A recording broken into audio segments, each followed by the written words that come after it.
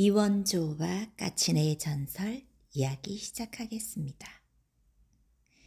까치네는 금강의 지류인 미호천의 일부로 청주시 오창읍 신평리 앞을 흐르는데 흰 까치와 상주선비 이원조에 관한 이야기가 전해 내려온다.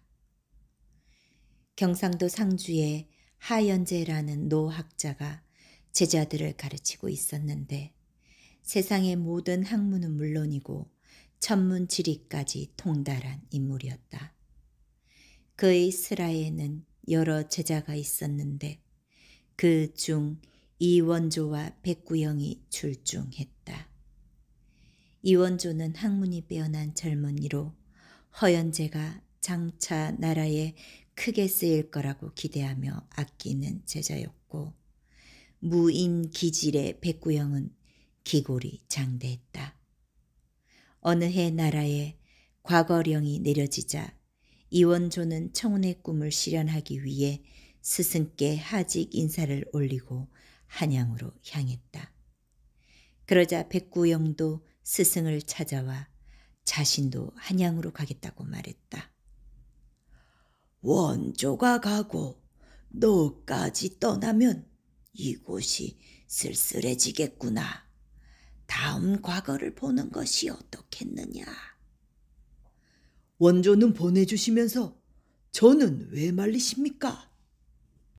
스승이 만류했지만 백구영은 막무가내였다. 하연재가 말했다. 정 그렇겠다면 더 이상 말릴 수는 없지만 내가 가더라도 내 뜻대로 되지는 않을 것이다. 백구영이 떠난 뒤 하연재의 친구가 이상히 여기고 그 내막을 물었다. 자네가 아까 구영이란 아이한테 해준 그 말이 무슨 뜻인가? 하연재가 대답했다. 그 구영이란 아이는 사실 사람이 아니라 호랑이가 둔갑한 것일세. 친구는 깜짝 놀랐다. 그게 무슨 소린가? 전생에 원한이 있어 복수를 하겠다고 저러는 것일세. 그러니 이제 이 일을 어찌하면 좋겠는가. 한편 앞서 길을 떠난 이원조는 청주 근처 합수머리에서 하룻밤을 묵게 되었다.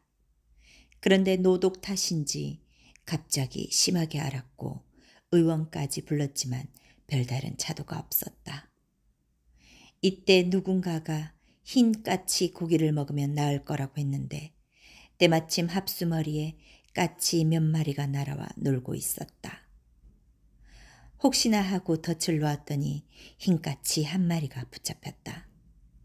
그런데 까치를 잡아오는 도중에 갑자기 호랑이가 나타나 그 까치를 물고 가버렸다. 이원조의 병세는 점점 더 나빠졌다. 그가 혼미한 가운데 꿈을 꾸었는데 신선으로 보이는 새 노인이 바둑을 두고 있었다.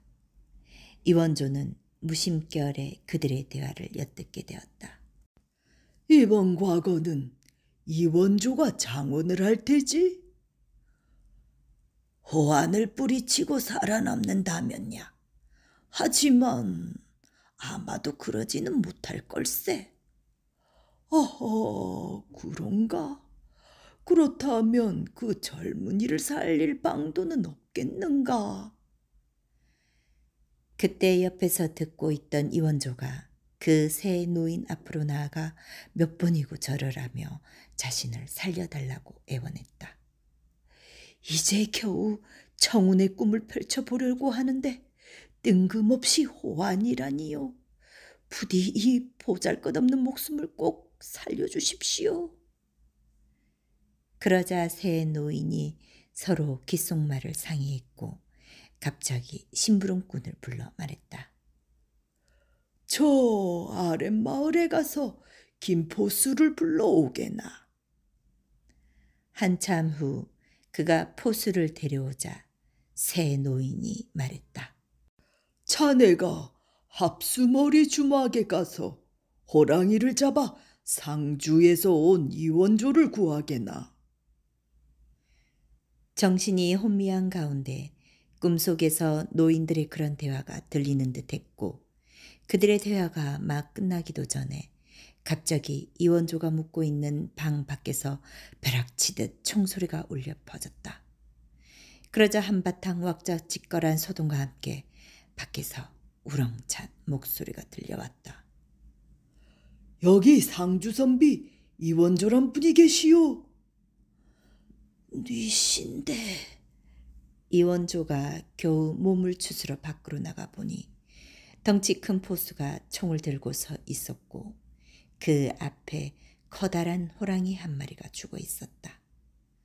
포수는 방금 전 이원조가 꿈에서 보았던 그 사람이었고 그 포수도 꿈속에서 신령의 계시를 받고 주막으로 달려와 호랑이를 쏜 것이었다. 그리고 죽은 호랑이는 바로 백구영이었다.